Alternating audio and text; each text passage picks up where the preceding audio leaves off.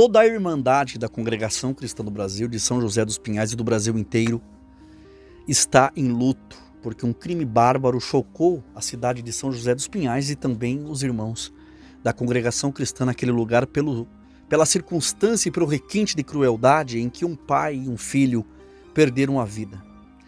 Pode-se dizer que foram 2 mártires, tá? Eu quero comentar esse assunto aqui nesse vídeo, também esclarecer para muita gente que vem me perguntar, em particular, como é que uma tragédia dessas acontece com pessoas que sempre buscaram servir a Deus de todo o coração. Esse irmão que perdeu a vida junto com o filho era um homem de missão, estava sempre empenhado e envolvido nas construções de congregações. E essa tragédia mexeu com muita gente, porque a primeira reação é tentar entender aonde estava a proteção que sempre pedimos a Deus. Aonde está o Deus que a gente sempre anuncia e prega como um Deus de livramento, que dá proteção ao seu povo? E é nesse ponto que o coração se enche de dúvida, porque dentro do nosso coração a gente sabe que Deus livra, só que há coisas que a gente não enxerga daqui de baixo. Por isso nós temos que reconhecer que a nossa visão é curta demais para medir a eternidade. Às vezes Deus recolhe os seus servos antes de algo maior aconteça e atrapalhe a sua caminhada. Às vezes interrompe uma história para salvar uma alma que poderia se perder mais adiante. Não é ele que manda o mal, mas ele decide o limite da jornada de cada um. E isso sempre deixa um gosto amargo, porque nós estamos presos ao agora. A verdade é que nós seguimos crendo em Deus, mesmo sem entender tudo o que aconteceu, porque a fé também é isso.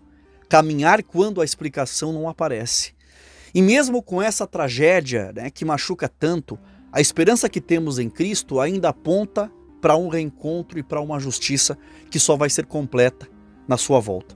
Mas antes de entrar nesse assunto trágico que a gente precisa conversar hoje, deixa eu pedir um favor direto e simples. Eu rogo encarecidamente, dá uma força para esse vídeo, dá o teu like, porque o like empurra esse conteúdo para mais pessoas. O teu like ajuda o YouTube a entender que esse conteúdo vale a pena entregar para outras pessoas. Então já vai deixando o joinha e, se puder, já se inscreve no canal e ativa o sininho das notificações, porque aqui todo dia tem coisa nova e eu não quero que você perca nada. Cara, aqui um trecho da reportagem que fala sobre esse assunto, esse crime hediondo, e depois eu volto aqui dando as minhas considerações. Crime terrível comoveu a área rural de São José dos Pinhais. Tá todo mundo muito triste por lá, porque as pessoas estão tentando entender como isso aconteceu. Pai e filho morrem depois de serem baleados pelo próprio vizinho. O vizinho foi de espingarda e abriu fogo, meteu bala. Ricardo Pereira conta tudo pra gente a partir de agora e você vê no BGzão. Mais uma tragédia e tem valentão metido a xerife da região no meio. Põe no ar.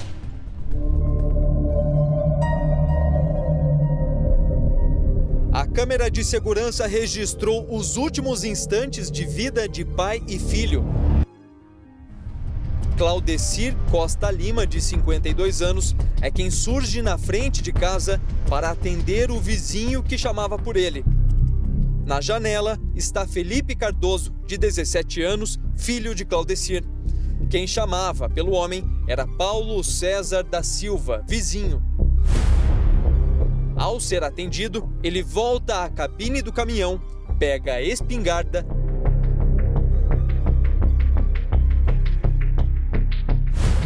e atira várias vezes. Claudecir e o filho são atingidos e não resistem aos ferimentos.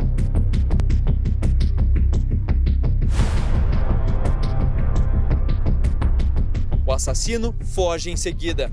O crime foi na zona rural de São José dos Pinhais.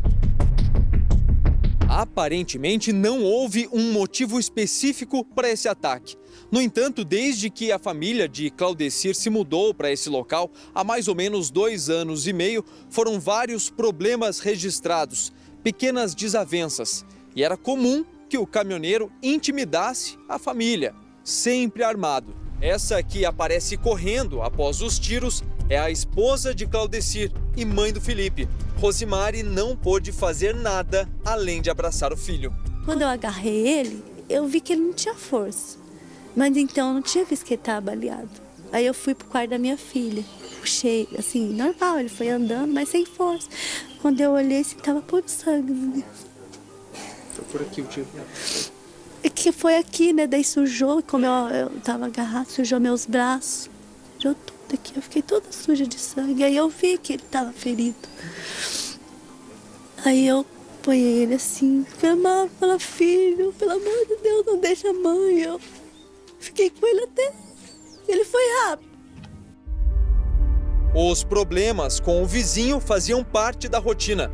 Já na primeira semana após a mudança, o cachorro da família foi morto por Paulo. Aí eu tava lá lavando louça, lá de repente ele chegou com a arma lá, entrou dentro da nossa chácara. E aí ele falou, vem ver, bem furioso, ele não falava, ele tava furioso. Aí eu fui, aí quando eu tava indo, o cachorro foi assim atrás de mim. Aí ele matou o cachorro. Com um tiro? Com um tiro. Eu dei um grito, porque foi quase perto do meu pé. No último fim de semana, Paulo cometeu o duplo homicídio e fugiu. Mas a suspeita é de que ele tinha a intenção de matar toda a família do vizinho. E aí quando ele já estava morto, os dois, né? Aí eu vi a esposa dele lá no portão do Paulo, né? Eu falei, mas por quê?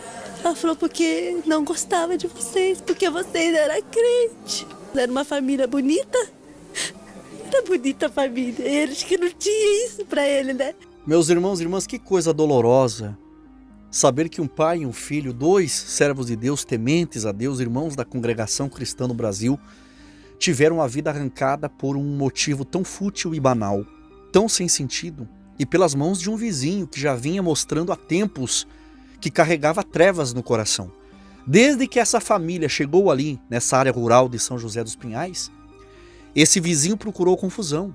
E meses atrás já tinha invadido o quintal dessa família de irmãos para matar o cachorrinho a tiros. Agora consumou algo ainda mais cruel.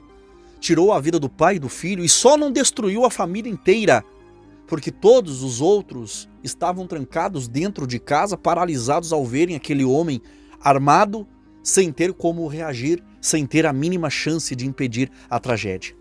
Eles só puderam sair quando perceberam que o agressor tinha ido embora com seu caminhão tarde demais, com o rastro de dor já deixado para trás. O golpe mais profundo e doloroso dessa história é encarar dois servos de Deus perdendo a vida assim, sem chance de defesa, deixando para trás uma esposa, mãe, irmãos, uma família que ficou e agora tenta juntar forças aonde já não existe chão.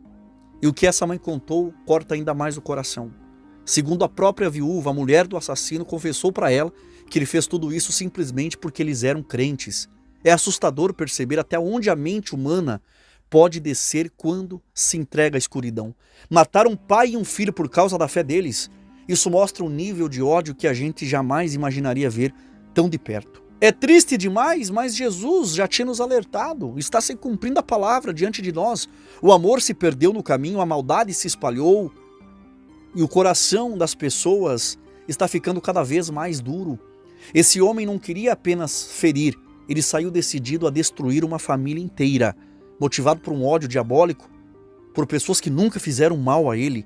Esse homem agiu sem qualquer traço de humanidade. A iniquidade cresceu tanto no coração desse cara que ele acabou sendo engolido pela maldade. O mais revoltante é saber que depois de tudo, esse homem chegou a ser preso e, pelo que saiu da imprensa, agora acabou sendo solto. Provavelmente porque é um réu primário ou por ter pagado alguma fiança. É nessa hora que a gente olha para as leis do Brasil e sentimos revolta, né? Porque a lei, ela abraça o agressor e chuta a vítima. A sensação é de impotência, de indignação, porque nada justifica que alguém que tirou duas vidas de forma tão covarde e cruel volte para casa como se nada tivesse acontecido. É um tapa na cara da sociedade que acredita em justiça. E deixa eu reforçar aqui uma coisa, tá? Porque muitos adoram distorcer. A nossa revolta não tem nada a ver com partido político. Ao contrário do que a esquerda costuma fazer, quando seleciona quais as vítimas merecem solidariedade, né? E eu queria ver agora essa turma levantando a voz contra um ataque feito justamente por ódio à fé cristã. Porque se fosse um bandista ou alguém das religiões de matrizes africanas, já estariam fazendo o maior impulso e alvoroço nas redes sociais. Mas o ponto é maior. Ninguém merece morrer por sua crença. Ninguém. Seja cristão, seja alguém da magia negra, seja um bandista, candomblecista, luciferiano. Vida é vida e ninguém merece virar alvos de assassinos por conta da sua religião. O direito de crer ou não crer é protegido no mundo inteiro. E o que aconteceu aqui fere esse princípio de forma brutal. A indignação não nasce porque eles eram irmãos da congregação cristã ou de qualquer outra igreja. Nasce porque nenhum ser humano pode ser executado simplesmente por acreditar, por ter uma fé diferente. Eu sei que diante de uma tragédia dessas, muita gente fica perdida, se perguntando onde Deus estava quando tudo isso aconteceu. A Bíblia fala de livramento, fala de proteção, e é natural que o coração questione por que aquele pai e aquele filho não foram poupados e guardados. A gente ouve tanto testemunhos de anjo livrando pessoas, armas travando, acidentes evitados. Então por que não aconteceu um livramento ali? A verdade é que os caminhos de Deus não cabem na nossa lógica. Ele livra sim, e eu sou prova disso, tá? Eu já escapei da morte mais de uma vez. E eu não tenho dúvida que foi a mão de Deus me protegendo. Eu lembro como se fosse hoje. Há 25 anos atrás, eu andando em um córrego que batia na minha cintura, eu caminhando, de repente afundei num buraco, num pocinho. Caí 3 vezes, tentei subir, desesperado. Eu não morri ali porque um irmão me puxou pela mão. Se ele não estivesse ali, eu não estaria aqui contando essa história. Eu recebi esse livramento, mas isso não significa que quem morreu afogado ficou sem atenção ou cuidado de Deus. Todos os dias tem gente morrendo afogada, morrendo em acidentes, morrendo em situações absurdas, e outros todos os dias escapam dessas mesmas situações sem sofrer um arranhão. Vemos casos aí em que uma arma falha na mão de um assaltante e uma família é poupada. E o fato de ser salvo e outro não significa abandono.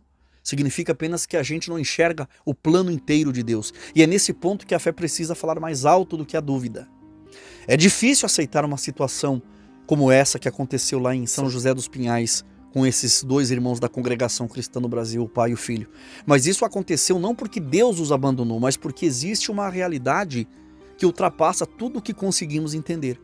Deus enxerga o começo, o meio e o fim da história. Nós vemos só um pedacinho.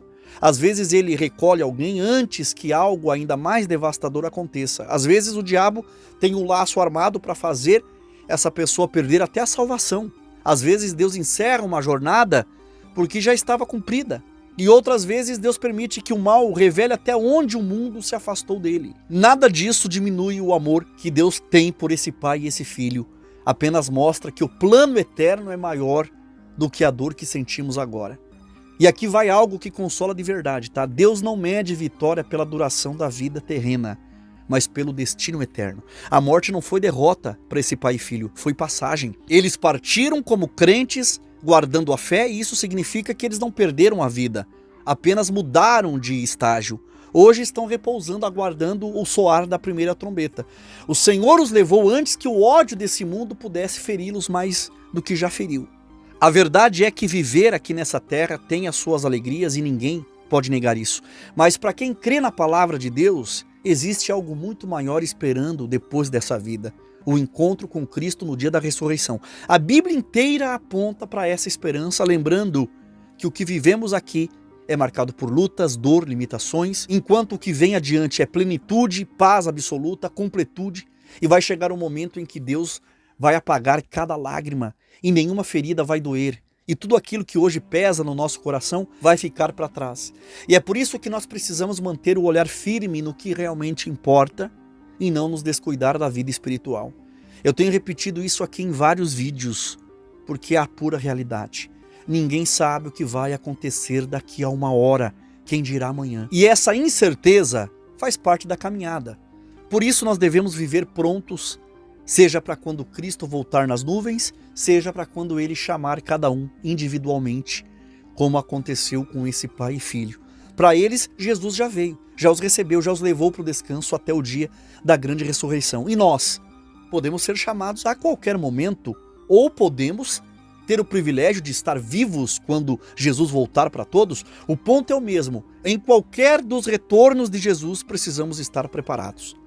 E mesmo diante de uma tragédia dessas, não desacreditemos de Deus. Não deixe o teu coração se afastar de Deus. A dor é grande, a revolta consome o nosso coração. Aqui em casa, nós também, eu e minha esposa, ficamos abalados, conversamos sobre tudo isso, mas eu disse para minha esposa algo que nós precisamos lembrar.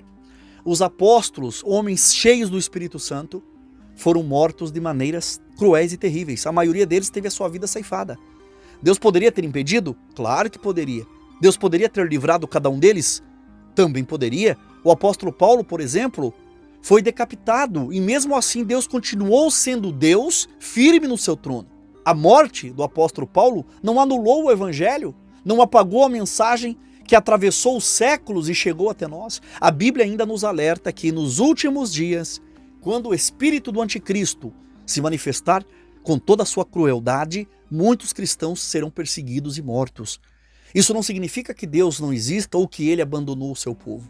Significa que o plano de Deus vai além da nossa visão limitada. Às vezes o livramento que nós esperamos, que é escapar da morte física, não é o livramento que Deus escolhe para nós. Há um livramento muito maior, que é preservar a alma e impedir que alguém se perca espiritualmente, garantindo que o seu servo e a sua serva esteja salvo na eternidade. Deus não falhou com esse pai e com esse filho, apenas guardou eles de uma forma que muitos ainda não conseguem compreender, vivendo debaixo desses céus, em cima dessa terra.